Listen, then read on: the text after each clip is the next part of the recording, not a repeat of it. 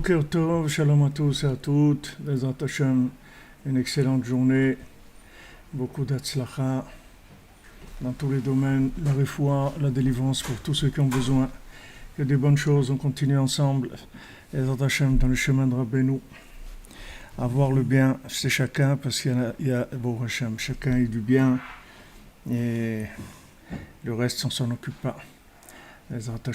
Alors regardez, on fait le cours pour la refoua de tous les malades, pour la délivrance de tous les gens qui ont besoin de délivrance dans tous les domaines, la joie de vivre, l'envie de vivre, la pêche pour vivre, pour faire des choses, pour construire chacun son arche de Noé. Et tout bet kashrut au tzadik, et on dira les noms Bezrat Hashem après le cours. Alors hier on était dans le Nyan de la Simcha pour le bureau Ramedamé, la joie, pour faire un tri dans l'imagination. Et Rabbeinu il dit maintenant que au bout de 2 ans, il y a le Paro, il rêvait. Donc on a dit cette chose-là, page 46. 12 lignes avant la fin. 4 lignes avant le deuxième paragraphe, la première colonne. On a dit ça, on a dit quelque chose d'important la semaine dernière et c'est quelque chose qu'on doit répéter comme il fait Paro, c'est justement l'effet de répétition, c'est-à-dire le côté de Miketz Shnataim Yamim ou Paro Cholem. C'est-à-dire qu'au bout de 2 ans, et voilà que Paro, il rêve. Donc on a dit que nos sages nous apprennent qu'en fait Paro, il rêvait sans arrêt, tous les soirs, pendant 2 ans. Donc le principe de l'imagination, c'est un principe de matraquage. C'est le principe du matraquage publicitaire, du matraquage idéologique, de la politique, de la musique, de toutes les idées. Toutes les idées, si vous voulez, qui sont vides, la seule façon qu'ils ont de pouvoir se propager, c'est le matraquage. Parce qu'il n'y a rien dedans. Donc, comme il n'y a rien, c'est-à-dire comme c'est quelque chose qui n'a pas de suite, puisque c'est quelque chose qui naît dans le temps et qui va mourir avec le temps. Donc, la seule chose qu'il y a à faire, c'est de matraquer les gens. C'est-à-dire d'amener quelque chose, de le répéter, jusqu'à que ça ait l'impression d'exister. Rabbi Nachman dit quelque chose de très important dans Sefer Amidot, très important. Tout ce qu'il dit Rabbi Nachman, c'est très important. Il dit qu'un mensonge, quand on le répète 2 fois, c'est plus un mensonge. Parce qu'on l'a dit 1 fois déjà. Donc la première, ça ne veut pas dire que d'après Hachem, c'est pas un mensonge. Mais d'après le vécu de la personne, la sensibilité de la personne. Quand est-ce que c'est un mensonge? C'est la première fois qu'elle dit le mensonge.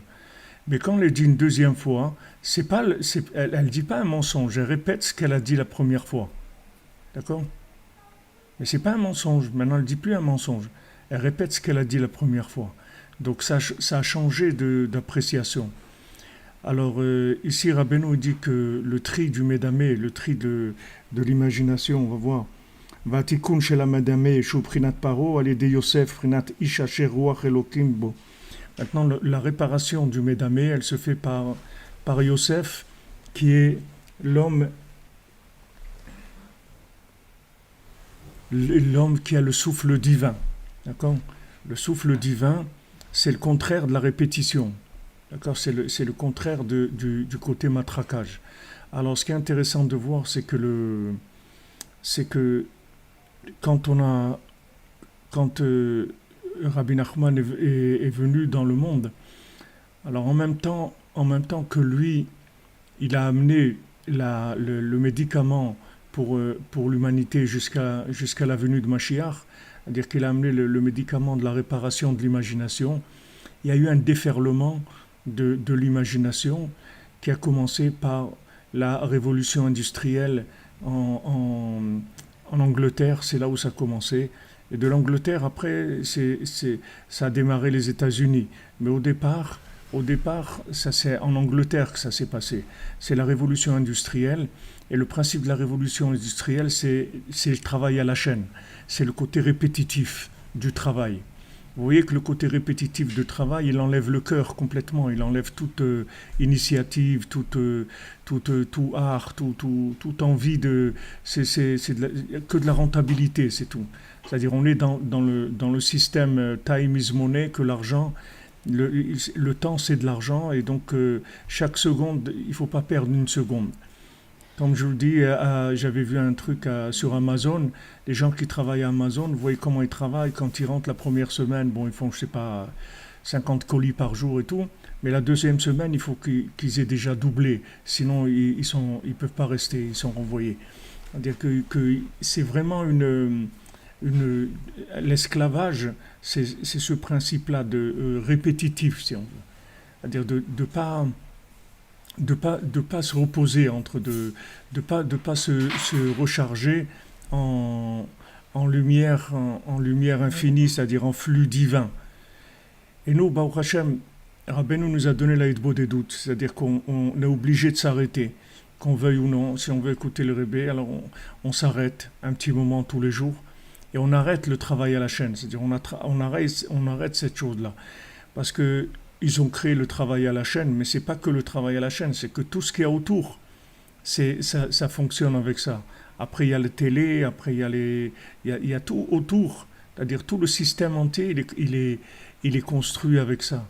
Après, il y a le supermarché, après, avant, la personne elle allait à l'épicerie, elle parlait un petit peu avec les vendeurs ou un truc, il y avait un peu de cœur, un peu de quelque chose.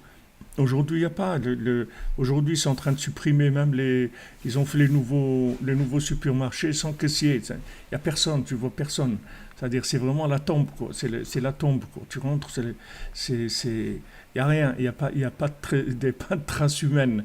Il y a rien. Voilà, tu passes, tu places tes produits, tu payes avec ta carte et il n'y a plus rien. Alors, ce principe-là, il n'est pas nouveau du tout. C'est quelque chose qui existait déjà à l'époque de Paro, qui représente la force de l'imagination. Et on voit que ce côté répétitif-là, c'est ça qui nous rend esclaves, en fait. Mais en quoi le fait de se faire ça fait travailler l'imaginaire? On pourrait se dire qu'au contraire, ils n'ont même pas le temps de réfléchir et d'imaginer. C'est quoi la notion d'imaginaire? Ils n'ont pas que le temps. Quel est Comment ça le, les fait en fait? c'est le principe, de l'imagination, c'est quoi? C'est-à-dire que l'imagination, c'est de, de faire croire à l'existence de quelque chose, alors que cette chose, Béhémet, elle n'existe pas. C'est-à-dire qu'elle n'a pas elle a pas de continuité. C'est-à-dire dans la Torah, comme je vous avais dit, une chose qui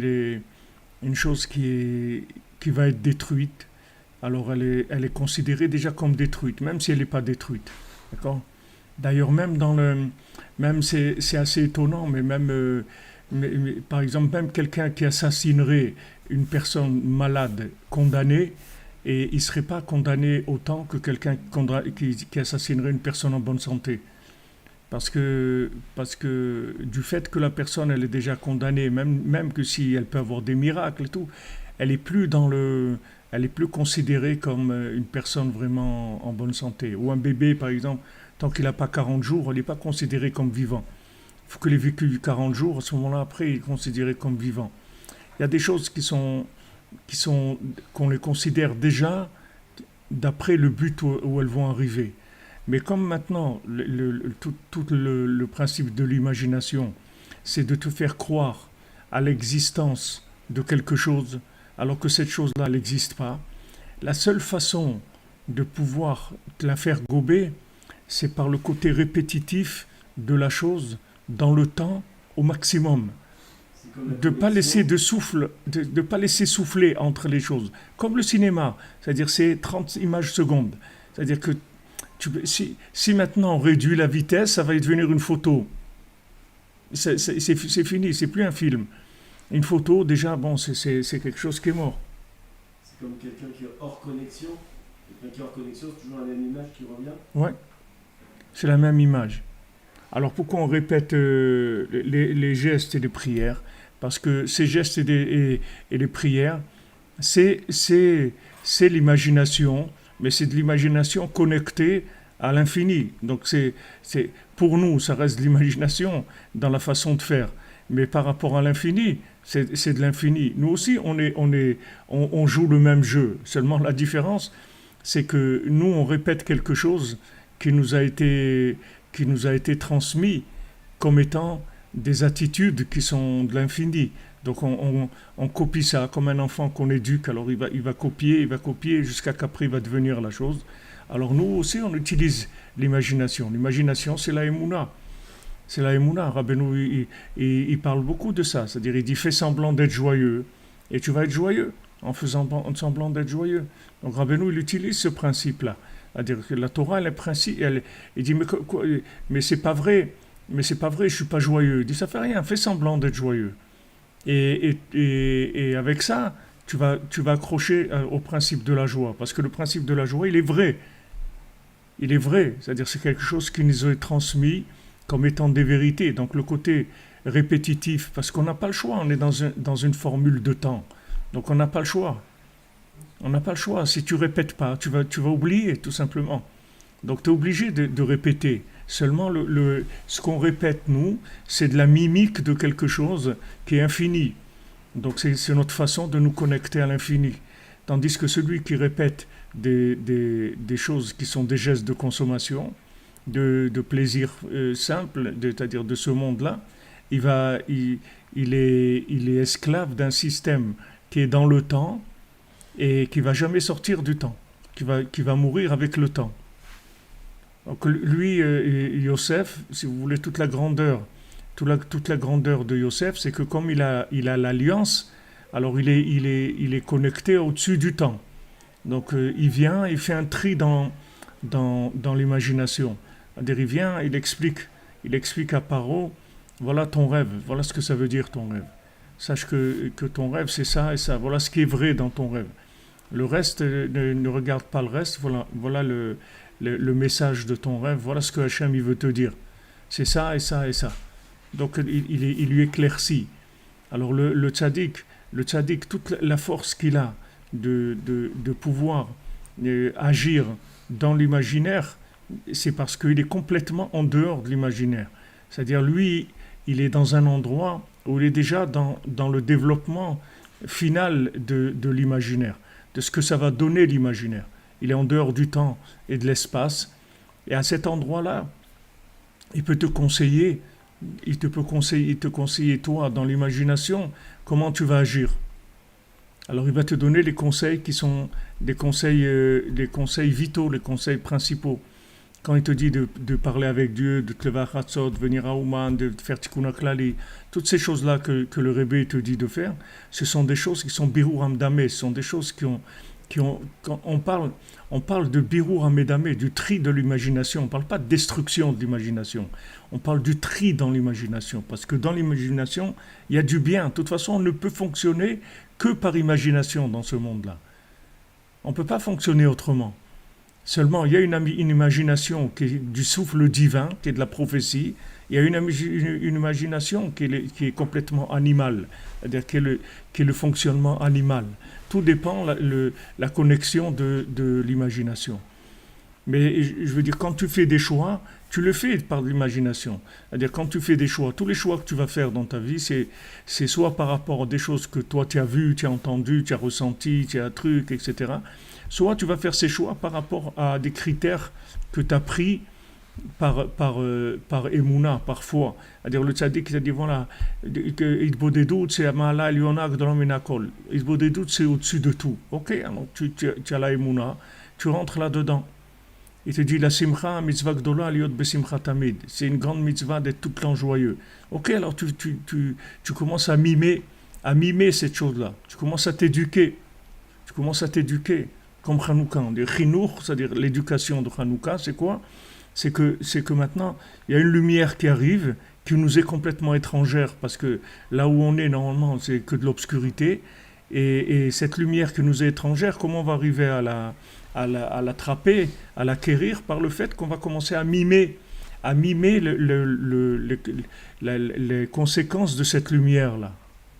On va faire comme si on était comme ça, en faisant comme si on était comme ça, comme c'est quelque chose de vrai, alors on va attraper le flux qui va avec, et à ce moment-là, ça va marcher. Nos sages, ils nous disent, voilà, maintenant, quelqu'un, il doit étudier la Torah, même s'il n'étudie pas l'Ishma, c'est-à-dire même s'il étudie la Torah pour une raison qui n'est pas une raison valable.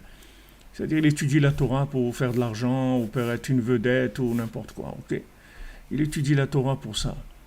Alors, la Torah te dit, ça fait rien, étudie quand même, et après, la Torah, elle va te transformer, c'est-à-dire elle va agir sur toi, et tu vas pouvoir changer.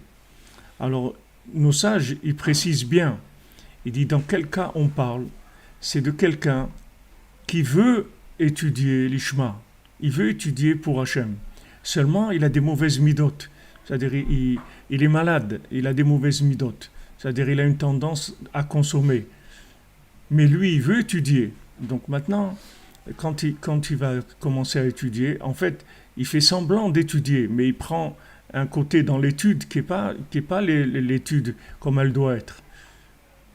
Alors nos sages ils te disent, mais si la personne elle veut pas le lishma, c'est-à-dire elle s'est fixée comme but d'utiliser la Torah comme un moyen d'arriver à ses fins à lui qui s'est décidé, et il n'a aucun remords sur ça et il ne veut pas changer du tout, mais alors jamais il va arriver l'ishma, jamais il va arriver à la bonne chose, vous comprenez? C'est-à-dire que le principe de mimer la chose, c'est quand maintenant tu cherches la dimension et que tu utilises maintenant comme moyen la mimique, parce que tu n'as pas d'autre moyen. Tu ne peux pas être là-bas, parce que tu fonctionnes par système d'image. Donc tu vas commencer à travailler et en fin de compte, tu vas ouvrir la connexion et tu vas rentrer dans cette chose-là. Mais si tu fais une finalité de la mimique, alors tu vas jamais aller autre part que la mimique, tu vas rester là-dedans. Vous comprenez? C'est-à-dire la personne, après c'est un clown, c'est tout. C'est-à-dire il n'a pas il n'y a rien. Donc jamais il va arriver l'ishma. Nos sages précisent ça. Il dit quand est-ce qu'on dit que mitor shelo lishma balishma, c'est quand il veut le lishma. Et maintenant, il est prisonnier de mauvaises midotes. Et qu'est-ce qu'il va faire? Il a une tendance à ça. Mais il souffre de ça, il ne veut pas ça. Lui, ce qu'il veut, c'est étudier pour Hachem. Mais si maintenant, son but, c'est sa finalité, c'est ce qu'il a décidé, lui, c'est-à-dire c'est d'en faire, de se construire avec ça, parce qu'il a vu que c'est intéressant, c'est bien, c'est puissant, c'est n'importe quoi. Donc il a pris pour lui, pour se construire, mais jamais il arrivera au lishma. Parce qu'il n'est pas du tout dans la direction. Il est dans la direction de la consommation, comme le travail à la chaîne, où il n'est pas du tout orienté vers ça.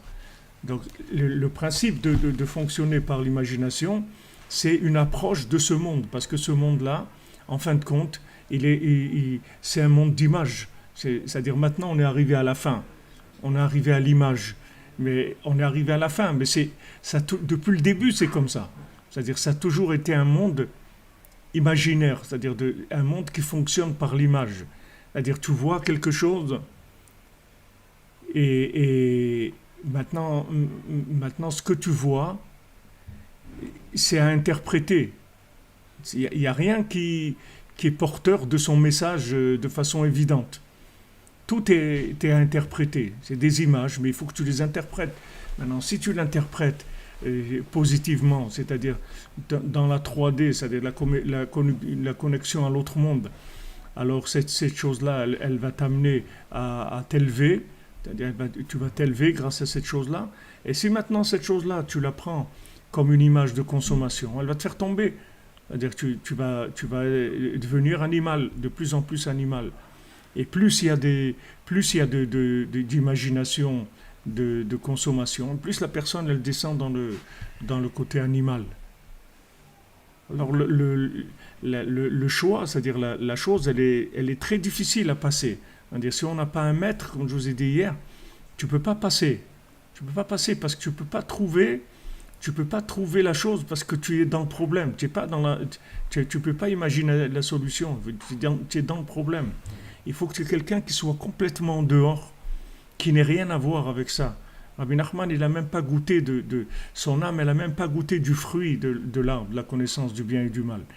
Donc, c'est avec le discernement, c'est avec les outils qui sont déjà corrompus qu'on veut savoir si on est corrompu ou pas pour s'en sortir. Donc on ne peut jamais s'en sortir. Oui, tu ne peux pas t'en sortir. Puisque les instruments de mesure qu'on te donne, ils sont faux. Puisqu'en fin de compte, tu as besoin de vivre, tu as besoin de manger, tu as besoin d'avoir des enfants, tout ça. Et maintenant, le manger, ça te fait plaisir, l'argent, ça te fait plaisir, les trucs, c'est difficile. Que tu dis à quelqu'un, voilà, prends, mais en même temps, ne prends pas. Très difficile. Alors tu vois le summum, chez le tzaddik, tu vois le summum, que le tzaddik, je vais vous répondre, David. Comment aider les personnes qui sont emprisonnées dans les pensées ou le système répétitif.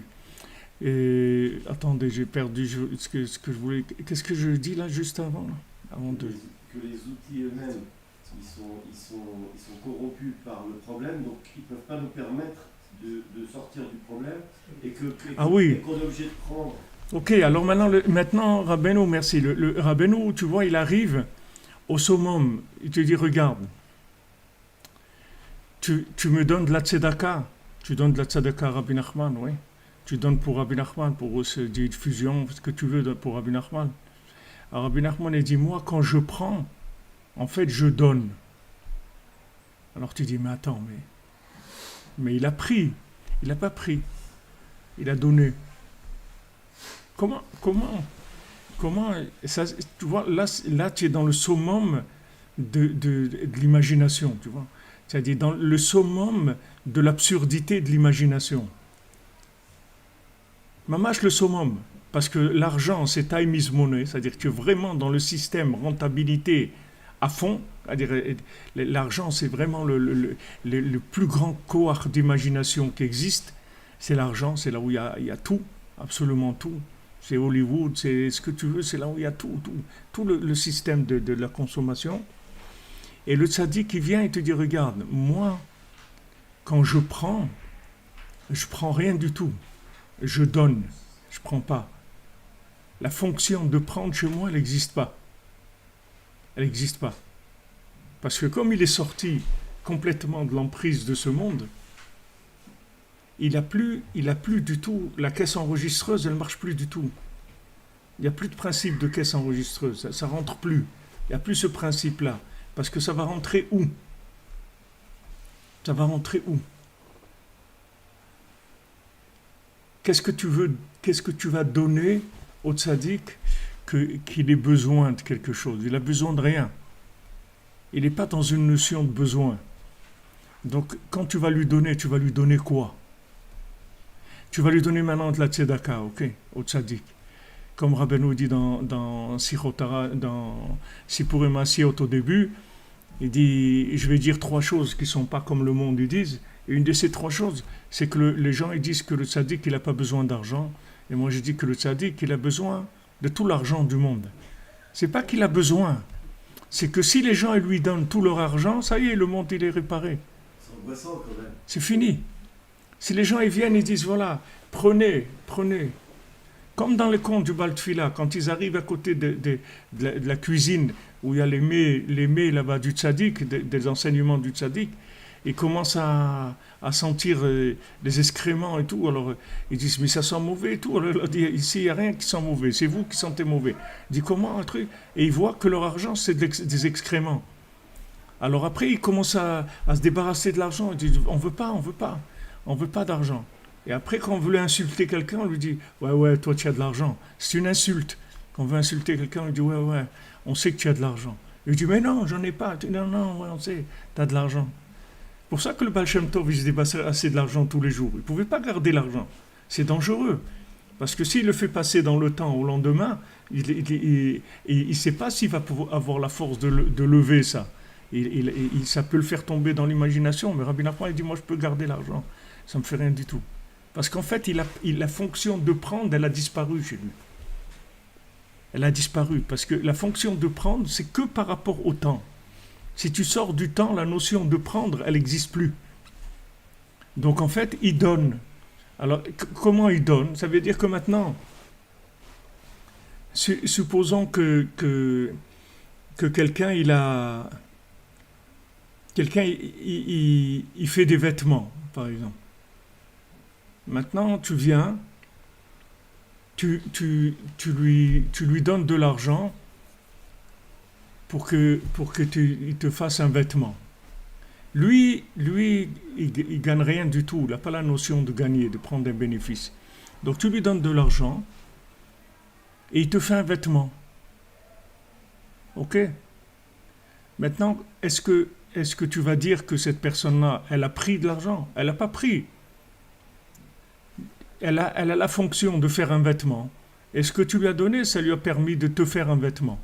En fait, quand il t'a pris l'argent, il t'a donné un vêtement. C'est-à-dire, il n'a rien pris du tout. Si maintenant il avait un bénéfice pour lui, alors c'est un couturier, c'est autre chose. Mais si maintenant c'est quelqu'un qui cherche à aider les gens pour leur donner des vêtements parce qu'ils n'ont pas de vêtements, comme Rabbeinu dit dans Sichot Haran, que les gens, il y a des neshamot qui sont complètement dénudés dans l'autre monde. Ils n'ont rien fait de bien dans leur vie, ils n'ont pas de vêtements. Donc ils sont dénudés complètement, ils cherchent des vêtements. Alors celui qui a connu Rabbi Nachman, il va chez Rabbi Nachman, et Rabbi Nachman, il a là-bas des vêtements, des millions de vêtements. Donc tu viens là-bas et tu prends un vêtement. Tu prends un vêtement, il te donne gratuitement un vêtement. Même si tu n'as rien fait dans ta vie, il va te donner un vêtement. Parce que le fait que tu étais attaché à lui, ça lui donne la possibilité de te fournir un vêtement. Mais si quelqu'un il a pas connu Rabbi Nachman, il n'a pas eu une attache quelconque avec lui, il a jamais fait quoi que ce soit pour être en contact avec lui, il ne pourra même pas imaginer que ça existe un endroit où on donne des vêtements gratuits pour quelqu'un qui n'a rien fait de bien dans sa vie. Il a fait il a rien fait, il a pratiquement rien fait de bien. Ou bien le bien qu'il a fait, il n'est pas assez pour l'habiller. Donc il va et prend un vêtement chez le tzaddik. Le tzaddik, il n'a pas du tout de notion de prendre quoi que ce soit. Donc tu arrives au côté complètement absurde de l'argent, où tu vois que en fait, c'est là où tu vas prendre le plus, c'est quand tu vas donner. Plus tu vas donner, plus tu vas prendre. C'est-à-dire, si tu es intelligent, mais si tu es intelligent, si tu es un homme d'affaires, tu vas comprendre que les plus grands bénéfices, si tu es vraiment quelqu'un qui cherche à gagner dans ce monde, qui cherche à gagner, maman, tu veux gagner ta vie, comme on dit, je veux gagner ma vie. Gagner ma vie, c'était pas gagner ma vie, gagner de quoi acheter des choses. Gagner ma vie, c'est-à-dire je veux sortir gagnant de ce monde. Alors je donne, c'est tout. Je donne. Et quand on va te dire, mais qu'est-ce que tu as fait? J'ai donné. J'ai donné. Parce que le principe de donner, pour nous, c'est le principe de l'autre monde. C'est-à-dire c'est le contraire de l'imagination. C'est là où, et c'est là où ça fait mal. C'est là où ça fait mal, Rabbeinu dit, c'est là où ça fait mal. Pourquoi ça fait mal? Parce que tu fais tourner le moteur à l'envers. Tu fais tourner le moteur à l'envers. Puisque normalement, dans ce monde, tu dois prendre. Tu es là, plus tu en as, et mieux c'est normalement. Normalement, d'après l'imagination de ce monde. Plus tu en as, plus tu as de l'argent de côté, plus tu es sécurisé, plus tu peux aider tes enfants, ou tu peux faire des choses, etc. Donc, normalement, c'est bien. C'est comme ça qu'on construit sa vie. Mais quand quelqu'un il te dit non, donne, c'est comme ça que tu vas prendre. Alors tu fais tourner la machine, tu mets le cerveau à l'envers complètement. Tu mets le cerveau complètement à l'envers, il tourne à l'envers. Et ça fait mal, ça fait très mal. Donc les gens, ils ont beaucoup de difficultés à donner. Donc, Surtout... Il se méfie, comment distinguer quelqu'un qui est un homme de vérité, et quand on lui donne de l'argent, c'est pas lui qu'on le donne, d'accord, c'est Hachem. Et le même qui a exactement la même apparence en tout point, en tout cas sous l'angle de gens simples, et qui lui, par contre, malgré ses apparences, etc., Ouais. en vérité, c'est pas connecté. Mais c'est lui-même qui va faire lui-même il fait ce travail-là. C'est-à-dire lui-même, c'est lui-même qui va te montrer la différence qu'il y a entre ça et ça. C'est lui-même qui va se montrer. À un moment, il va te dire Ani Yosef, tu vas comprendre que c'est lui. Tu vas voir que c'est lui. Et si maintenant, oui, quand vous faites un tikkun haklali à Ouman pour quelqu'un, ça lui servira. À Ouman, vous avez fait un tikkun haklali pour quelqu'un, ça lui servira dans ce monde et dans l'autre. Vous lui avez donné un tikkun haklali. C'est sûr que ça marche. Si je peux, je vous réponds après de façon plus large pour vous montrer comment ça fonctionne. Vous expliquer le fonctionnement de la chose. En tout cas, le tzaddik, regarde, de toute façon, si tu veux, quand tu donnes, Rabbi Nachman, il te dit voilà, moi quand je prends, je donne. Maintenant, toi tu donnes pour Rabbi Nachman, ok. Maintenant, donne où tu veux donner dans ce qui est l'œuvre de Rabbi Nachman, d'accord. N'importe ce que tu veux, mais que c'est un rapport avec Rabbi Nachman, ce que tu veux. Tu donnes là où tu veux. Tu veux donner pour imprimer un livre, tu veux donner pour donner à manger à des gens, pour une synagogue Breslev, pour le Mishkan, pour ce que tu veux, donne pour ce que tu veux. Que c'est au nom de Rabbi Nachman. La chose, elle est au nom de Rabbi Nachman. C'est-à-dire que c'est pour ça que tu donnes. Ça, c'est déjà, même si ce truc-là, c'est une embrouille, mais cette embrouille-là, elle a pris l'enseigne, tu comprends? Et quand il a pris l'enseigne, il s'est fait embrouiller lui-même. Il ne sait pas que le tzaddik, il va l'embrouiller plus que ce que lui, il a voulu embrouiller le tzaddik. Plus, parce que lui, c'est un embrouilleur de petit niveau. Mais le tzaddik, quand il se met embrouiller quelqu'un, je peux te dire que la personne, donc, il n'y a personne qui va utiliser l'enseigne de Rabbi Nachman sans qu'en fin de compte, c'est pas Rabbi Nachman qui va gérer son entreprise, tu comprends? Même si lui, il a des intentions, je sais pas, il prend l'argent pour acheter du cannabis ou n'importe quoi. Ok, en fin de compte, il va y avoir le tzaddik qui va utiliser la chose. Parce que c'est son entreprise, c'est son nom, et c'est lui qui va gérer la chose. Donc là-dessus, il n'y a pas tellement de soucis à se faire. Maintenant, première question, quelqu'un demande comment on va aider quelqu'un qui est pris dans l'imaginaire, dans le répétitif. Alors, il faut le faire sortir de ça en fait, c'est tout une guerre de pôle d'attraction. Il y a un pôle d'attraction qui est un pôle d'attraction de la pesanteur, et il y a le pôle d'attraction qui attire vers le haut. Il y a deux pôles d'attraction qui se déchirent entre le haut et le bas. Et il y a la chose, quand tu la lâches, elle tombe. Alors un homme aussi, un individu, quand tu le lâches, il tombe. C'est-à-dire qu'il va aller chercher, comme Rabbeinu dit, l'amour pervers, l'amour bas, l'amour animal. Il va aller chercher en bas, parce qu'il a été lâché. Il a été lâché. Mais si maintenant, tu t'occupes de lui, tu le prends en main, tu t'occupes de lui, tu lui donnes de la considération, tu lui donnes de l'attention, tu lui donnes de l'affection, tu t'occupes de lui, en fait, tu le sors de son rythme répétitif. Il faut que tu lui crées d'abord une distraction et ensuite une autre abstraction. D'abord une distraction par rapport à son attraction terrestre, et après tu lui crées une attraction différente. Tu lui fais une attraction vers le haut. Si toi, t'es branché, il n'y a aucune raison que tu ne peux pas sortir. Rabbi nous l'a dit, si quelqu'un il est attaché à moi, celui qui s'attachera à celui-là, je le sors aussi. C'est-à-dire c'est une chaîne, c'est un train. C'est un train. C'est-à-dire tous les wagons qui se mettent, la locomotive, elle les tire à tous. Donc, si maintenant, toi, tu as eu la chance de venir à Ouman à Oshana, où tu as la chance d'écouter le tzaddik, de faire It Bodedut tous les jours, Chatzot et tout, donc tu crées une force d'attraction et aussi de distraction par rapport aux gens qui sont prisonnés dans les attractions terrestres. Et le fait de développer le contact avec la personne, c'est ça qui va faire sortir la personne. Maintenant, il y a des méthodes, et il faut faire attention surtout à n'utiliser aucune rigueur et aucun mouvement de pression dans le temps. Parce que dès que tu utilises la pression, tu tombes de l'autre côté. Dès que tu mets de la pression, ça veut dire ça y est, tu es tombé dans le côté répétitif, ça y est, tu t'es fait avoir. Tu es tombé dans Esav, c'est de la Torah de Esav. Ça y est, dès que tu utilises la pression, ça veut dire que tu t'es utilisé le temps pour agir sur la personne, pour l'angoisser. Donc ça y est, tu as perdu déjà. Il faut que tu prennes tout ton temps, il ne faut pas que tu sois pressé. Malgré tout, avec les enfants, quand on les éduque, il y a un côté répétitif. Oui, mais... Les modèles, Ok, le côté répétitif, je t'ai dit tout à l'heure, c'est la méthode. Mais ce que je te dis ici, c'est pas le côté répétitif. Il y a autre chose que le répétitif qui va pas exister dans la Kedusha, c'est la pression.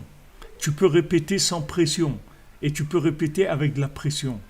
Ça, c'est complètement différent. Chez Yaakov, il n'y a pas de pression. Kol Yaakov, il répète aussi. Il y a Yadaim Yedei Esav, il répète avec les mains. Il n'y a pas de pression chez Yaakov. Il n'y a aucune pression. Parce que dès que tu utilises la pression, tu as utilisé la pesanteur, tu as utilisé les fonctions d'en bas. Et dès que tu utilises les fonctions d'en bas, tu ne peux pas arriver du tout à obtenir le résultat de la connexion à l'infini. C'est impossible de se connecter à l'infini avec de la pression. Impossible. Comment on gère nos nerfs à nous-mêmes personnellement pour pas éclater, pour le fait de dire non, je ne mets pas de pression, et puis d'un coup, nous, comme on n'est pas encore des gens métukas, le fait de dire non, je ne mets pas de pression, d'un coup on explose, on tombe, Ok, tu te reprends, c'est tout. Tu te reprends. Par rapport à nous, qu'on ait une chose qui soit, puisqu'on n'est pas des... David, on est malade, donc il n'y a pas de problème. On est considéré comme des gens malades. Parce que pas de mettre pression, ça peut nous rendre aussi fous. Donc il faut savoir jusqu'à quel point on peut dire non, par rapport à ta position à toi, tu peux mettre de la pression, mais sans mettre de pression, pour pas toi-même, pour pas nous-mêmes tomber. Tu dois... Pour réparer l'autre personne, il ne faut pas lui mettre de pression. Ouais. Pour se réparer par rapport à nous-mêmes. Mais c'est pour ça qu'on fait de des doutes. Moi, ce que je peux te garantir, David, c'est que si tu te lèves à Hatzot et tu fais de des doutes, tes nerfs, ils vont disparaître complètement. Les nerfs, ils vont disparaître complètement. Tu vas complètement enlever les nerfs. Complètement. Ça va disparaître complètement. On est malade. On ne parle pas maintenant. On est ici, on est là parce qu'on est malade. On le sait. On n'est pas des gens, des tzadikim. On est des gens malades, tu comprends? Donc, tu tombes, tu te relèves, c'est tout. On ne parle pas de ça maintenant. Ok, on est tombé, on se relève, c'est tout. On ne va pas parler des tombées. On tombe, tout le monde. Ok, on a des moments difficiles, on tombe, des fois on s'énerve, on ne sent pas. Mais moi, ce que je veux, c'est te conscientiser sur la méthode pour que tu saches que ce n'est pas là-bas qu'il faut aller. Parce qu'il y a des gens, ils croient que les nerfs, quand tu mets de la pression sur quelqu'un, c'est une façon d'obtenir la chose plus rapidement. Donc, qu'est-ce que tu as fait en fait? Tu es rentré dans la fonction de temps et tu l'as utilisé comme une méthode pour accélérer la notion qui n'a rien à voir avec le temps. Puisque maintenant, ce que tu veux communiquer à l'autre, c'est quelque chose qui n'a rien à voir avec le temps. C'est la conscience de l'autre monde, c'est la vérité de l'autre monde. Tu ne peux pas utiliser la pression pour pouvoir donner à quelqu'un la conscience de l'autre monde. Ça ne marche pas avec ça. Ça ne marche pas du tout. C'est pour ça qu'Hachem, il ne l'utilise pas avec nous. À chaque fois qu'Hachem, il utilise la pression, il sait qu'il recule la délivrance. Chaque fois qu'Hachem, il utilise la pression, chaque fois qu'Hachem, il est obligé d'intervenir parce que ça va trop loin, ça veut dire que maintenant, c'est un signe de défaite pour Hachem. Si Hachem, il n'arrive pas à ce que sa miséricorde, elle domine sa colère, ça veut dire qu'on a reculé, on n'a pas avancé du tout. On a reculé parce qu'on est rentré dans le temps. On a perdu le côté de l'amour infini avec Hachem, on est rentré dans le temps. Ah, maintenant, les résultats, c'est plus important que l'amour que Hachem il a pour moi. Alors ça y est, on est rentré dans une méthode logique, on est retombé dans le temps et on recule. On recule. C'est la différence qu'il y a entre quand on éduque, si tu veux, dans la Torah, et quand on éduque dans autre chose. C'est-à-dire, on n'a pas... La méthode de Esav, c'est qu'il te met de la pression. Et comme maintenant, il y a une question de temps, alors tu tombes là-dedans. Tu rentres là-dedans, toi aussi. Et tu commences à stresser, tu commences à avoir des réactions de nerfs par rapport à ce que tu dois faire. Mais les tzadikim, Rabbi Nachman, il ne va jamais utiliser la pression. Jamais. Jamais utiliser la pression. Même Yosef Hatzadik, qu'il a été chercher ses frères à Dothan, il ne devait pas aller les chercher là-bas. Il devrait s'arrêter à Shrem et revenir et dire à son père, j'étais à Shrem, je ne les ai pas trouvés, mais il y a quelqu'un qui m'a dit qu'ils ont été à Dothan. Alors si maintenant son père lui avait dit, allez, va là-bas, ça aurait été autre chose. Il aurait été déjà dans une situation qui est déjà précommandée par Yaakov, il aurait été protégé. Mais le fait qu'il a décidé d'aller les chercher là-bas, que c'était pas le moment, puisque Yaakov lui a dit tu vas jusque là, tu vas pas plus loin, c'est considéré comme de la pression. C'est considéré comme même les mouvements de gens qui veulent faire tchouva aux gens, même des mouvements de tchouva, de séminaires, de tchouva et tout. Il y a beaucoup qui utilisent la pression. Beaucoup de gens qui utilisent la pression, mais ça sert à rien la pression.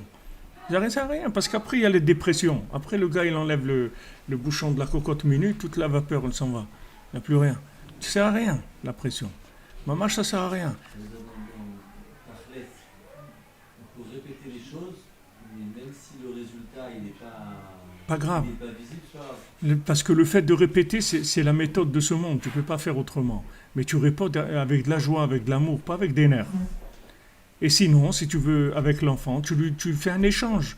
Tu lui dis, je vais te donner des bonbons, après on va se promener, ou après on va faire ça, ou tu vas faire du vélo. Non. Tu échanges avec lui, mais pas des nerfs. La pression, elle va se retourner contre toi. C'est de l'anti-éducation, la pression. Donc quand il y a quelqu'un qui est pris dans ce cercle-là, la seule chose que tu peux faire, c'est d'aller le chercher et de le sortir. Maintenant, comment tu vas pouvoir le sortir? C'est par le fait que maintenant tu vas trouver un relationnel avec lui, un champ de discussion qui l'intéresse à lui, pas à toi. Tu vas chercher chez lui le contact, chez lui son point de contact, et tu vas rentrer dans ce point de contact, tu vas parler avec lui. Et tu vas le sortir, c'est tout. Et le fait maintenant que tu es attaché au tzaddik et tu fais que ses conseils, tu as un pouvoir de connecter les gens au tzaddik. C'est pas un pouvoir qui vient de toi, c'est un pouvoir qui vient comme l'électricité, comme l'eau, il y a des trucs qui sont conducteurs. Alors tu es conducteur. Maintenant, dans cette méthode-là, fais très attention de ne pas utiliser les nerfs ou de ne pas utiliser aussi même dans les explications, de pas agresser. De pas agresser, parce que tu peux avoir de la philosophie agressive par rapport aux gens. C'est-à-dire qu'il y a des gens, ils pensent comme ça, tu peux démonter la personne et avec de l'agressivité, tu vois, avec du nitzachon, c'est-à-dire de vouloir avoir raison et dominer la personne. Si la personne, elle sent ça, elle se sauve complètement. Parce que là, on n'est plus dans la vérité, on est dans un combat, qui est-ce qui va gagner? Donc la personne, elle se sauve. Alors, pour ce que vous demandiez pour Ouman, si vous faites un tikkun haklali pour quelqu'un Ouman, c'est sûr, puisqu'on voit que des Breslevers, ils se sont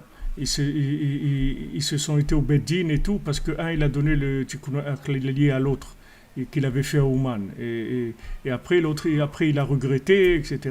Et Rav Shmuel Horowitz, il avait regretté d'avoir donné à Rav Shmuel Shapira. Et c'était pendant Purim, ils ont été au Beddin, il a dit non, je voulais pas lui donner, c'était Purim, etc. Je regrette, je ne veux pas lui donner. Et on voit Hirschleib aussi, qui avait donné un tikkun haklali, alors qu'il a vécu je ne sais pas combien d'années à Ouman. Il a donné un tikkun haklali à quelqu'un. Il lui a demandé le pire, parce qu'il ne pouvait pas aller à Ouman à l'époque. Ils étaient en Israël, ils ne pouvaient pas aller à Ouman. Il dit, donne-moi le pire des tikkun haklali que tu as fait à Ouman, avec le moins de kavana, de concentration et tout. Il lui a donné. Quand il était arrivé Hirschleib dans l'autre monde, il lui a dit, tu ne sais pas, ce tikkun haklali que je t'ai donné, tu ne sais pas comment il me manque là, aujourd'hui. Donc c'est sûr que vous pouvez faire un tikkun haklali pour des gens. Hein? C'est ça. Non, mais c'est-à-dire, moi ce que je vous conseille, si vous voulez être tranquille, de ne pas être angoissé avec ça, c'est que quand vous voulez faire un tikkun haklali pour quelqu'un, vous en faites deux. Un pour vous, un pour lui. Comme ça, vous êtes tranquille. Mais en fait, quand vous donnez à quelqu'un un tikkun haklali, que ça va l'aider, après tout ce qui va faire de bien et tout, vous allez avoir une participation dans ça. C'est-à-dire que grâce au tikkun haklali que vous avez fait pour lui, alors il s'en est sorti. Ça, c'est extraordinaire qu'on peut donner des choses. Ça n'existe pas quand un jeune ne comprend pas que faire quand on a donné trop d'amour. Ça n'existe pas trop d'amour, c'est toujours pas assez. Ça n'existe pas trop d'amour, ça n'existe pas. les gens, ce qu'ils appellent, ouais, je l'ai gâté pourri, étrique et tout, c'est pas, en fait, c'est pas de l'amour qu'ils ont fait, c'est du business, c'est-à-dire ils ont fait une méthode pour attraper la personne avec, le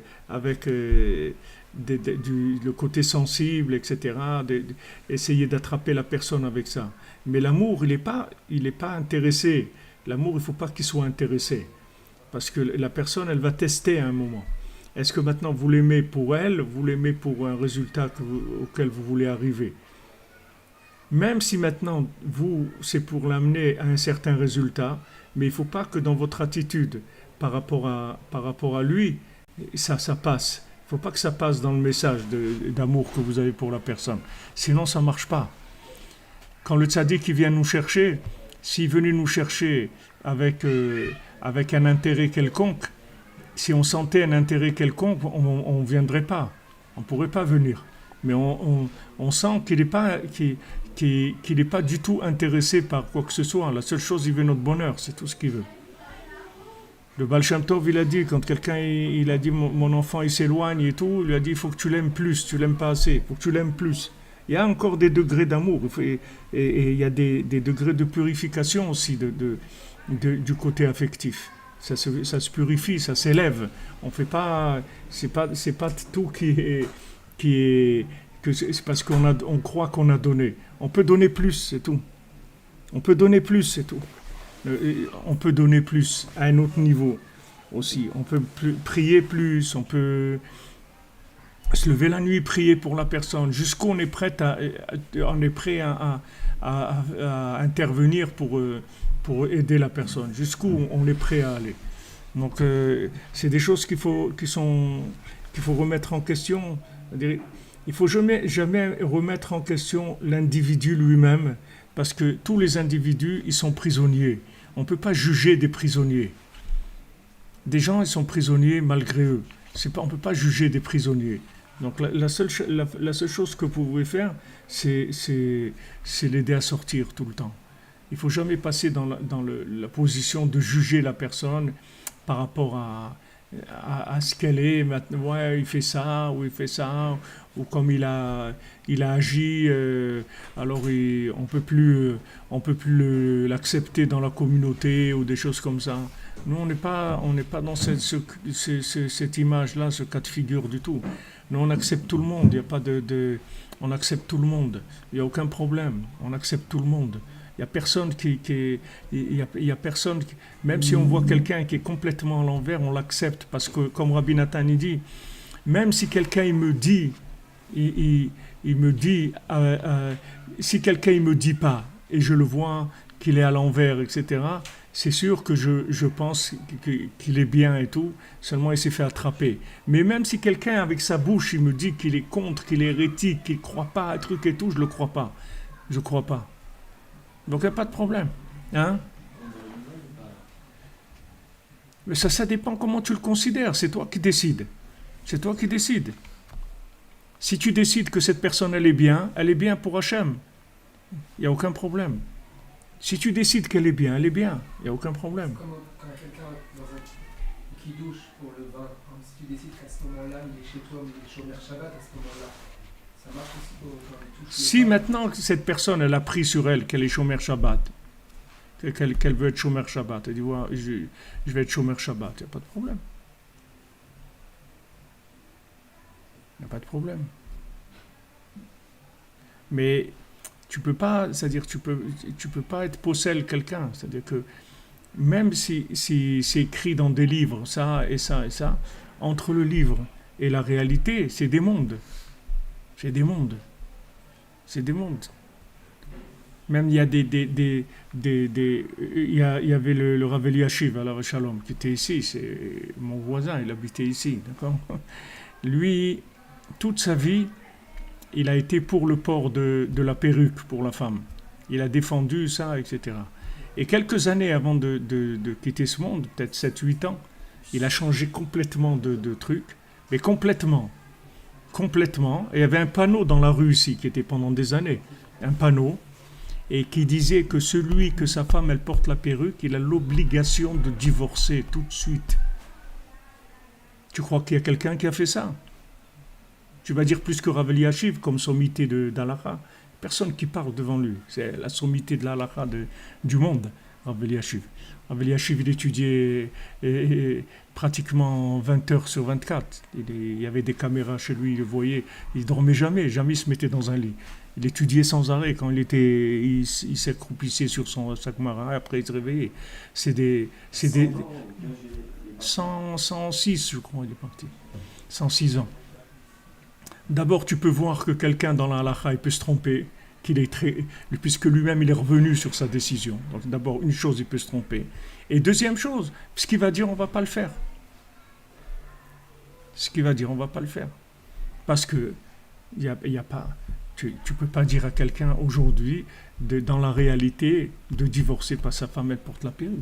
C'est-à-dire, ça, c'est valable pour des gens qui sont au niveau de ce qu'on est en train de parler. Je veux dire qu'il y a une notion de Tinok chez Nishba qui peut rendre pas tout, enfin qui peut alléger les situations. Ouais, c'est pas que Tinok chez Nishba, c'est des fous, c'est des malades les gens. Le gars il est malade. Donc maintenant quand quelqu'un est malade, c'est pas là. Voilà, il est inconscient. Tu vas lui appliquer le truc de quelqu'un qui est conscient. Une fois on était chez Rav Levi Yitzhak avec quelqu'un, sa femme elle se couvrait pas la tête. Alors il est venu, il a dit à Rav Levi Yitzhak, ouais, ma femme elle se couvre pas la tête. Alors Rav Levi Yitzhak il a rigolé. Il a dit alors tu vas divorcer. Et en rigolant il a dit ça. Il s'est moqué de lui. Il a dit alors qu'est-ce qu'il y a? Qu'est-ce qu'il y a?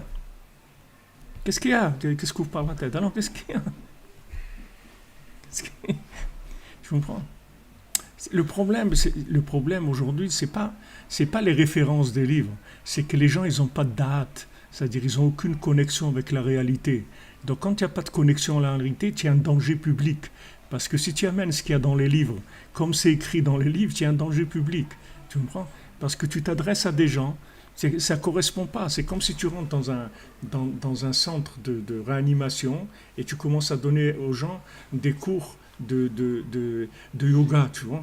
Alors les gens, ils ont 25 tuyaux sur eux, ils sont comme ça, tu vois, avec des trucs dans le nez, dans les oreilles, partout et tout. Alors tu dis, bon, maintenant la position, voilà, d'après ce truc, la position à faire, c'est ça, et ça, tu vois, c'est cruel, c'est cruel. Il faut que tu aies à voir. Maintenant, il faut que d'abord tu diagnostiques. Une fois que tu as diagnostiqué, bien, on va voir qu'est-ce qu'on peut te donner comme médicament, comme façon de vivre, etc. Maintenant, si tu sais que la personne, elle est malade, la personne qui est devant toi, elle est malade, elle a des contradictions énormes. Qu'est-ce que tu vas lui appliquer des règles de livres? La règle des livres, qu'est-ce que tu vas appliquer ça? Par exemple, le Rav Ovadia Yosef aussi, il dit dans la halakha que chez les Sfaradim, une femme, elle n'a pas le droit de porter la perruque. C'est interdit. Combien de femmes Sfarad, elles portent la perruque? Pourquoi elles n'écoutent pas le Rav Ovadia Yosef? Pourquoi elles n'écoutent pas? Parce que les gens, ils sont malades, c'est tout. On ne peut pas imposer. On dit, il y a des gens qui vont attraper, qui vont s'identifier à ça. Ils vont le faire. Et il y a des gens qui ne peuvent pas. Ils sont malades. Il y a une femme, si tu lui dis de mettre la perruque, elle peut se suicider. Si tu dis de ne pas mettre la perruque, elle peut se suicider. Parce qu'elle va dire, ouais, à cause de ça, mon mari ne m'aime plus, je ne suis plus respecté dans mon entourage. Je ne sais pas, là, des centaines de trucs qui vont se passer. Qu'est-ce que tu vas dire à cette personne-là? Tu veux dire, mais c'est rien, le truc, l'apparence physique, ça n'a rien, ça n'a aucune valeur, la beauté, il ne faut pas chercher, il ne faut pas aller chercher la beauté de l'âme. Ok, d'accord, mais tu parles à quelqu'un de malade, tu comprends? Tu parles à des gens malades. C'est ça le problème, c'est que les gens ne savent pas identifier à qui ils ont affaire. Comme ça. Un cours d'halakha sur Internet. Il ne faut pas donner de cours d'halakha sur Internet, par exemple. Non, tu peux, regarde. Je ne sais pas à qui tu parles. Robin, il y a halakha et halakha. Il y a halakha des brachot quand tu manges une banane. Il y a des halakha d'une mezouza. Il y a de la halakha qui ne pointe pas l'individu lui-même. Tu comprends? Il y a des choses qui sont techniques. D'accord? Il y a des techniques. Ça veut dire que ça ne te concerne pas à toi. Tu n'es pas concerné par la chose. C'est de la technique pure. La mezouza, ça se met à telle hauteur, d'accord? Qu'est-ce que ça va te changer à toi? Si tu es malade, que tu la mettes à cette hauteur, ça ne te change rien. Ça ne te touche pas personnellement. Ok. Maintenant, quand on parle d'halakha délicate, c'est quand tu touches l'individu, tu me comprends? C'est d'halakha qui est lié avec l'individu. Là, c'est extrêmement dangereux. Là, il faut faire très attention. Et c'est pas n'importe qui peut te dire de l'halakha sur ça. La preuve, regarde, c'est quand on dit un poulet, si la personne elle est riche, il est pas cachère, et si la personne elle est pauvre, il est cachère. Alors le poulet, comment il est? Ça dépend de la personne, c'est pas le poulet. Le poulet, il peut aller dans tous les trucs. Il y a une sorte de poulet qui serait pas saoul, a priori, mais pour un pauvre, ça va. Ouais. Il y a un degré, mais il y a un truc qui serait interdit pour tout le monde. Comme c'est permis pour tout le monde, ça serait interdit. Mais il y a des fois où il y a un angle où on peut permettre pour quelqu'un qui est pauvre. Parce que comme il est pauvre, et quand il va le manger, il est cachère son poulet. Et le riche, s'il le mange, il mange du poulet pas cachère, le même poulet. C'est-à-dire qu'on voit qu'il y a une notion qui n'est pas une notion de technique. Alors quand ça touche l'individu lui-même, là il faut faire attention. Là il faut avoir affaire à des barda'at, c'est-à-dire des gens qui ont une conscience de l'individu, qui savent voir chez quelqu'un où il se trouve dans son niveau. Il y a des gens, ils rament. Il y a des gens, ils rament. C'est-à-dire, quand tu vois une personne, il y a des gens, ils croient que si une femme, elle met une perruque, c'est pas que je suis pour la perruque. C'est-à-dire, moi, je suis pour tout et pour rien. C'est pas, moi, je suis pas pour ça ni pour ça. Moi, je suis pour que les gens, ils vivent dans la joie, c'est tout. Et si on peut leur permettre tout ce qu'on peut permettre pour qu'ils vivent dans la joie et connectés à Hachem et qu'ils ne divorcent pas et qu'ils puissent éduquer leurs enfants et tout, allez, vas-y. Tout ce qu'on peut permettre, il faut le permettre. Il n'y a aucun problème. C'est parce que les gens, ils sont malades. Tu me prends. Maintenant, tu vas voir des gens, tu crois que cette personne-là, elle met une perruque parce qu'elle a envie de plaire aux gens ou n'importe quoi. Mais c'est pas ça. C'est que cette personne-là, elle a un niveau de considération d'elle-même qui est tellement nul, tu lui enlèves ça, elle tombe. Tu me prends? C'est pas un plus qu'elle met dans un... C'est pas une petite cerise sur le gâteau. C'est la pâte du gâteau lui-même. C'est pas la petite cerise pour décorer, tu comprends? C'est que c'est la pâte du gâteau. C'est-à-dire que si tu enlèves ça, la personne, elle a vraiment l'impression d'être une horreur et d'être truc et que tout le monde la regarde parce qu'elle est moche et parce que truc, tout ce que tu veux. Elle tombe, c'est fini. Elle peut pas. Donc il faut savoir ces choses-là, comment ça fonctionne. J'avais un ami à moi, un rave et tout, qui une fois, il est venu avec son épouse. Son épouse, elle portait la perruque, et était un petit peu moderne comme ça. Et elle avait entendu, elle avait peur de Breslev parce que il dit, mais les Breslev et tout, ils sont très stricts avec les femmes et les trucs et tout. Alors, lui, il est venu chez Rav Levi Yitzhak et il a dit à sa femme de venir avec lui.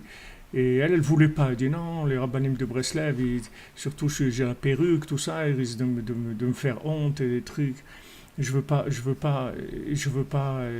Elle lui a dit non, viens, tu vas voir, il est gentil, il va pas t'être. Alors ils sont rentrés chez Rav Levi Yitzhak, il dit voilà, shalom aleichem, voilà mon épouse, etc. Alors Rav Levi Yitzhak, il a appelé la femme, il lui a dit venez. Il a fait asseoir à côté de lui. Tu vois? Avec ça, ça y est, c'était réglé. Elle a compris qu'il n'y a pas de... Il n'y a pas, c'est-à-dire que maintenant, c'est bien de voir dans un livre des choses, mais à qui ça s'adresse? À qui ça s'adresse? Un bébé, tu as le droit de transgresser le Shabbat pour lui donner à manger. Un malade, tu as le droit d'allumer le feu le Shabbat, de prendre une voiture, de tout ce que tu veux parce qu'il est malade. Tu comprends? Donc maintenant, tu vois que la halakha, ça bouge. Par rapport à quoi? Par rapport à l'état de l'individu. Maintenant, si tu sais pas tester et voir où une personne elle se trouve, donc abstiens-toi de tout ce qui est halakha qui concerne l'individu. Maintenant, tout ce qui est halakha technique, comment c'est faire Torah, la cacheroute, les bassar bechalav, toutes ces choses-là, vas-y, il n'y a pas de problème. Tu enseignes, voilà, le lait, la viande, combien de temps il faut attendre, parce que tu ne parles pas de l'individu. Lui, il va décider ce qu'il va faire là-dedans, et s'il le fait ou ne le fait pas, c'est pas ça qui va l'éliminer à lui. Mais tout ce qui touche l'individu lui-même, tu ne touches pas. Tu le laisses chercher son chemin. Comme Rabbi Nathan, celui qui rentre Shabbat, dans la synagogue avec les mains pleines d'encre parce qu'il vient de travailler à la mairie et le Shabbat il va travailler et tous les Shabbats il vient après son travail et il rentre à la synagogue, il lève les mains, et tout le monde voit qu'il a écrit et tout, les gens ils voulaient le jeter Il a dit, ne le touchez pas, laissez-le. Ça, c'est une des personnes avec qui je vais me glorifier dans l'autre monde. Et voilà, il venait tous les Shabbats. Et un jour, il a eu je ne sais pas si eu l'anniversaire de la mort de son père, ou quelqu'un lui a proposé de mettre les tefilines, ou je ne sais pas qu'est-ce qu'il y a eu quelque chose. Et voilà, il est rentré doucement, il a fait tchouva. Tout à l'heure, tu as dit qu'un enfant, tant qu'il n'a pas 40 jours, on ne peut pas considérer qu'il est encore vraiment né, etc. Ouais. Un enfant qui n'est pas encore né, d'accord, son statut, c'est un statut d'enfant malgré tout, je veux tous les avortements, etc.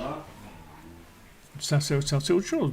Mais par exemple, si une maman, elle porte un enfant et il y a un danger pour la maman, alors on tient compte de la maman, parce que la maman...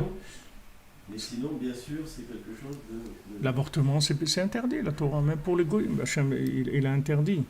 La halakha, c'est général, comme vous demandez. La halakha, c'est ce que je vous ai dit. Vous enseignez la halakha en général, mais vous visez pas les gens. Vous visez pas les gens.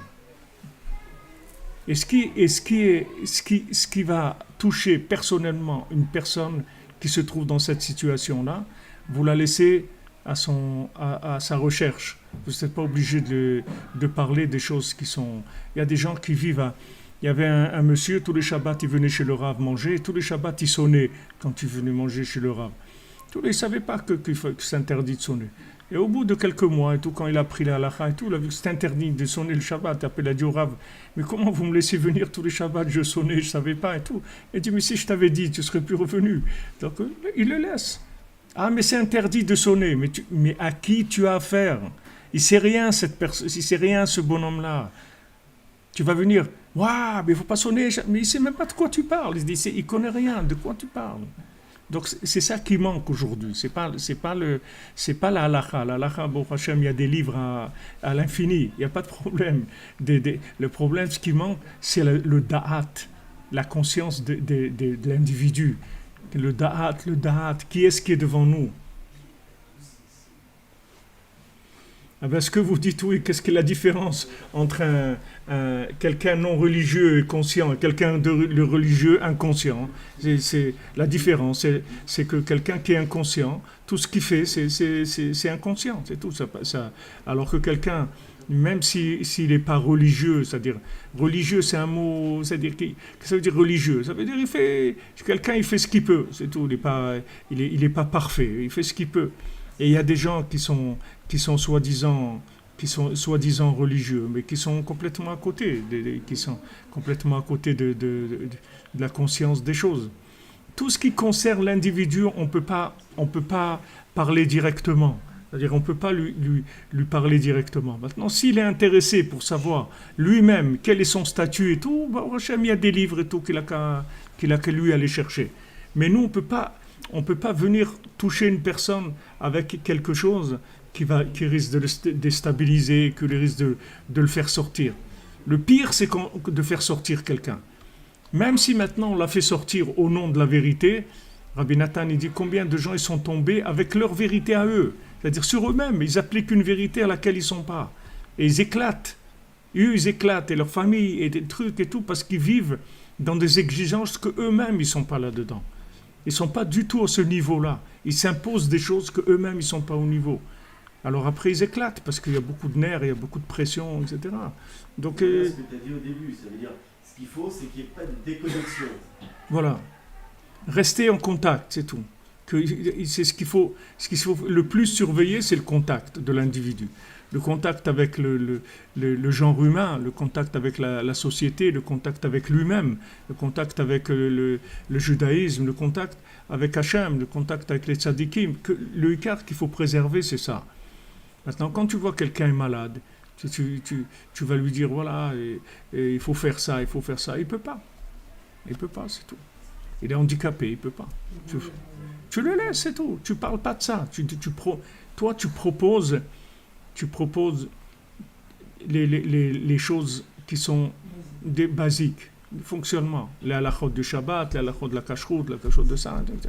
Maintenant, le reste qui concerne des trucs un peu métaphysiques, les trucs un peu qui dépassent un peu le fonctionnement technique pur, qui engage déjà la considération de l'individu, ça il faut faire attention. Il faut faire très attention à ça. Donc en tout cas, Rabbeinu, ce qui nous apprend à travers Rabbi Nathan, on voit l'attitude de Rabbi Nathan, c'est l'ouverture totale. C'est-à-dire Rabbi Nathan, il rejette personne. Rejette personne. On rejette personne. Tout le monde est accepté. Dans l'état où il est. Ça ne nous regarde pas. On ne s'occupe pas de ça. On ne sait pas. Nous, on ne sait rien. Nous, on ne sait rien du tout. Donc, on accepte tout le monde. Maintenant, si tu vois que quelqu'un te demande, et tu dis, voilà, je me pose la question, est-ce que ça, est-ce que ça? Alors, là aussi, tu le testes. Parce qu'il y a des gens, ils posent des questions qui sont des questions tests. Ce n'est pas des vraies questions. C'est pas qu'il veut savoir. Il veut savoir qu'est-ce que tu penses de lui. Mais alors ça aussi, c'est un don qu'Hachem lui donne. C'est du Ruach HaKodesh. C'est pas quelque chose qui est de la logique. C'est du Ruach HaKodesh. C'est pas quelque chose de logique. Le Da'at, c'est du Ruach HaKodesh. C'est pas de la logique. Donc tu sais pas. Tu fais attention. Tout ce qui concerne, qui peut éjecter quelqu'un, tu fais attention. Tu touches pas, c'est tout. Tu touches pas. Tu t'occupes pas de ça. C'est pas ton problème. C'est pas toi, tu n'es pas le décisionnaire dans l'akha de la génération, c'est pas toi qui es responsable de la génération. C'est tout. Tu es un fidèle comme les autres, c'est tout. Tu n'as aucun rapport avec ces choses-là. Ça, il faut faire très très attention à tout, parce que quelqu'un qu'on a éjecté, les conséquences elles sont énormes. Il n'y a pas après des gens qui peuvent payer ça. Il va venir avec ses mitzvot, il va payer ça. D'où il va payer ça? S'il a éjecté un bonhomme, il a entraîné les conséquences que ça peut avoir, des catastrophes atomiques, ça peut amener des choses, des catastrophes, détruire des familles, détruire des trucs. C'est incroyable ce que ça peut amener comme conséquence. Qui est-ce qui peut payer ça? Il est moyen, lui, avec ces trois trucs qu'il va amener, il va payer les conséquences de ça. Il ne peut pas payer les conséquences. Donc, il faut faire attention, c'est tout. Il y a des sujets qu'on n'apporte pas, c'est tout. Pas besoin de parler de tout. Besoin de parler de tout. Les sujets, tu les abordes pas, c'est tout, parce qu'on va parler de tout. Pas besoin. Voilà, la perruque, on peut faire un cours, je peux vous faire un cours de 2 heures si vous voulez sur la perruque, avec la halakha, les trucs et tout, mais je vais jamais faire ça. Parce que c'est pas, on n'est pas là-dedans, c'est pas notre truc. On n'est pas là-dedans. On n'est pas là-dedans. Nous, on est de la survie, de la brasse coulée. La personne, elle est en dessous, elle sort un peu la tête, elle est en dessous. La tête en dessous, tu comprends? Une personne, si ne sait pas si elle va continuer à vivre avec son conjoint ou pas, si Bichla, elle va continuer à vivre, si elle va... Et toi, tu vas lui parler de la perruque. Tu sais pas, je veux dire, tu sais pas ce que tu es en train de faire. Donc, fais faire très attention. Il y a des paroles qui ne concernent pas les gens. C'est pour ça que même des gens qui enseignent la Torah, quand ils enseignent la Torah de façon théorique uniquement, sans connexion avec le public avec qui ils ont affaire, c'est très dangereux. C'est-à-dire qu'il faut parler de choses qui sont simples et qui passent chez tout le monde, tu vois, sans froisser qui que ce soit, sans faire...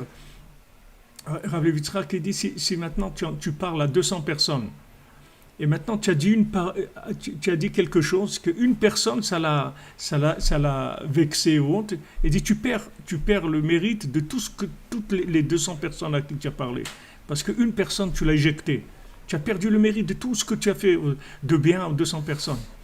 Donc il faut que soit maintenant tu as un degré de connexion où tu sens les gens, tu sais à qui tu as affaire, et donc tu enseignes au niveau des gens et ils se sentent concernés. Soit maintenant tu n'as pas aucune connexion avec les gens, tu as une connexion avec les livres, alors dans les livres, prends ce qui passe chez tout le monde. C'est-à-dire qu'il ne va pas éjecter qui que ce soit. Parle de choses qui sont simples et qui sont acceptables par tout le monde et qu'il n'y a personne qui va se sentir vexé ou... Il y a des normes pour voir dans des livres la partie commune à tout le monde qui n'éjecte personne. C'est du Ruach HaKodesh, c'est du souffle divin. C'est ça le souffle divin qu'il avait Yosef. C'est ça le Birur HaMedameh. C'est là le Birur HaMedameh dans la Torah elle-même. Il a le Birur HaMedameh. C'est pour ça que Rabbeinu étudie dans cette Torah même où on est. C'est pour ça qu'on est arrivé à parler de ça. Rabbeinu il te dit que le Koach HaMedameh, il va résider chez les Shonei Halachot. C'est ceux qui enseignent la halakha. c'est là-bas où il aime résider. Parce que comme c'est décisionnaire, c'est là-bas où il se glisse. Et il essaye de lui faire prendre des décisions. Comme je vous ai dit, Rav Eliashiv, il a interdit la perruque toute sa vie, pratiquement. Et à l'âge de 95 ans, 97 ans, il a changé complètement. Il est passé de l'autre côté. Hein? Ah oui, il permettait, après il a interdit. Et c'est arrivé, ma femme, elle a parlé avec une dame, une jeune dame qui avait une perruque comme ça, très longue et tout. Je ne sais pas comment ils sont arrivés à parler de la perruque. Et elle a dit, je ne sais pas comment ils ont parlé, en tout cas, elle a dit à ma femme, moi, mon Rav, c'est Rav Eliashiv, il permet la perruque, donc je ne me fais pas de soucis. Et après, elle l'a rencontré une fois après qu'il avait changé de truc. Elle lui a dit, mais il a changé, Rav Eliashiv. Elle dit, je peux pas. Tu vois, c'est-à-dire que la personne, elle ne pouvait pas, c'est tout, qu'est-ce que tu veux. Maintenant, elle a trouvé sur qui s'accrocher. Elle a besoin de faire ça. Elle a trouvé un Rav qui lui permet. Maintenant, après, ce Rav, elle lui a dit, ah, ça c'est mon Rav, moi, ce qu'il dit, je fais. Maintenant, il a changé le Rav. Elle n'a pas changé, elle n'a pas tourné, elle a continué tout droit. Parce qu'elle ne peut pas, c'est tout. Elle ne peut pas. Elle se voit comme ça, elle ne peut pas se voir autrement, c'est tout. C'est tout, qu'est-ce qu'il y a?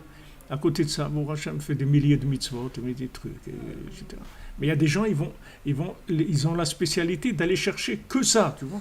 C'est-à-dire, toute la personne, ils vont l'enfermer dans le point noir. Ils vont la rentrer entièrement dans le point noir, c'est tout. Ça y est, tout entier, ils l'ont rentré là-dedans. C'est-à-dire, il n'y a plus rien, il n'y a que ça, c'est tout. Mais c'est justement le contraire de la Torah. C'est le contraire d'Azamra. Nous, on te dit de rentrer tout dans le point blanc, dans le point lumineux. Tout l'individu, il faut que tu le rentres dans le point lumineux. Et ça, c'est des gens, ils font le contraire. Ils rentrent dans le point noir, la personne. C'est-à-dire, le défaut, ils font toute la personne, ils la rendent une personne qui est défectueuse parce qu'il y a un défaut. Comme un truc qui te le vend de moitié prix parce qu'il y a un tout petit défaut. Un tout petit défaut. Ça y est, la chose, elle a perdu sa valeur. Alors ça, c'est Esav qui donne cette mentalité-là. Donc Yosef, lui, il fait Baruch Hashem, Birour Medame, on n'a pas de souci à se faire. Rabbeinu, il nous juge positivement. Il voit que le bien qu'il y a en nous, sinon on ne serait pas là aujourd'hui. Donc Bezrat Hashem, on a fait le shiur pour la Refoua et la Yeshua du Rav Besançon, Israël Yitzhak ben Fortuné, de Emmanuel Chai ben Martin Chaya, Daniel Esther bat Mouna, David ben Mesoda Cohen, Loralia Esther Chava bat Chaya, Daniel, Laurent Sultana bat Rachel, Olivier Fénichel, Raphaël ben Kamuna Malka, Daniel ben Emily Darmon, Chama bat Esther, Sandrine bat Janine, Janine bat Eglantine, Marion Myriam bat Véronique, Zachary Shlomo ben Shira, Dvora Kochava bat Elisheva bat Sheva, Dvora bat Korina Yala, Léa Anna bat Mesoda, Léa bat Chana, Roidel bat Rivka, Oreilda bat Rivka, Laura bat Jacqueline, Yora bat Lisa Esther, Nechama bat Myriam, Shaili bat Sarah, Fabien ben Suzanne, Sophie bat Nadine, Sacha ben Sophie, Noah bat Sophie, Yosef ben Esther, Serah Chaya bat Esther, Ochama bat Esther, Elisha ben Esther, Léa bat Esther, bat Sheva bat Esther, Roslyn Shana bat Liliane Rachel, Rachamim ben Ruth, Sipora bat Chaya Kamra, Rekia bat Rachma, Rebecca Daniel bat Yvette Esther Rachel, Shirael bat Rachel, Shalom ben Moshe ben Shabbat, Simon Gershon bat Israël, Itamar ben Hélène Dalia, Esther bat Tata, Jonathan Yehuda ben Bettina Simcha, Irène bat Rachel, Simcha et Janine Juliette bat Jemul Kochava, Aviv ben Sahala, Rachel bat Anne-Marie, Yaakov ben Avraham, Shimon ben Brigitte Zohar, Jonathan Yitzhak David ben Marlène Malka, Yosef Yitzhak Nachman ben Emouna, Rachel bat Sarah, Yaakov ben Mikael, Lisa Emouna bat Rina, Aurélie Chava Yuget bat Micheline Rachel Rose, Bruno Michael ben Nelly Kamissa, Ginette Fanny, Sarah bat Ren Nenet Sultana, Nathalie Shushana bat Kemuna, Dina bat Sarah, Shmuel Mordechai Shalom ben Ruth, Anna Simcha Zahera bat Ruth, David ben Lucienne Dvora, Sylvie bat Esther, Esther bat Rassiba, Yvan Alexander ben Yehuda, Léa Teila Ariela bat Zipora, Doron Yitzhak ben Chaya Riba, Shai bat Claude ben Céline Sarah Juliette, Lucienne Dvora bat Rosa, Benjamin ben Lucienne Dvora, Angèle bat Louise, Chaya Kamra bat Joa, Charles Eliguez, Sharazad bat Rekia, Rekia bat Rekia, Olivier Mangin, Yitzhak ben Edith,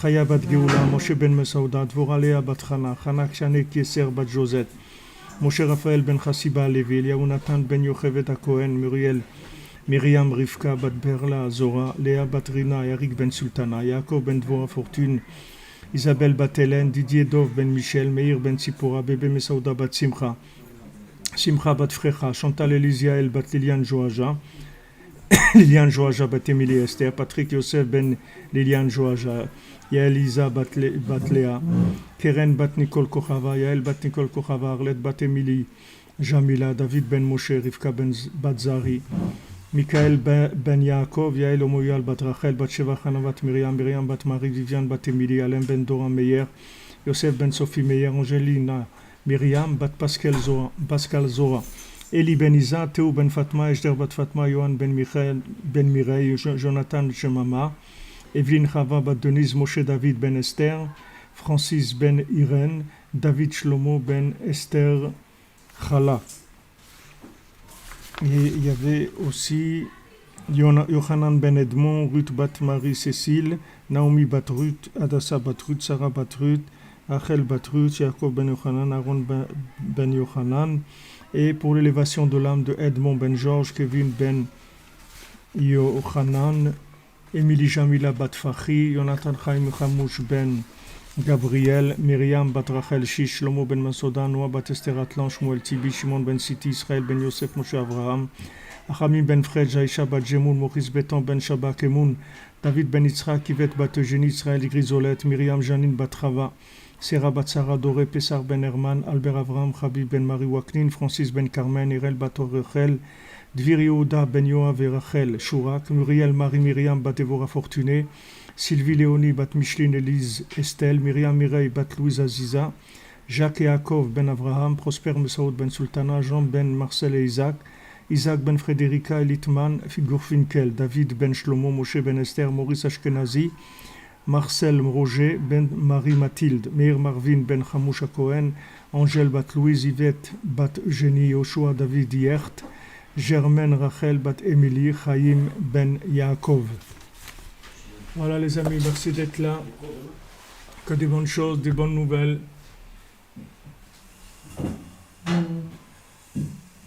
Alors, Bezat Hashem, que le soleil revienne en Provence et revienne sur toutes les maisons et dans tous les cœurs, Bezat Hashem. Be'atzlacha, les amis, que des bonnes nouvelles.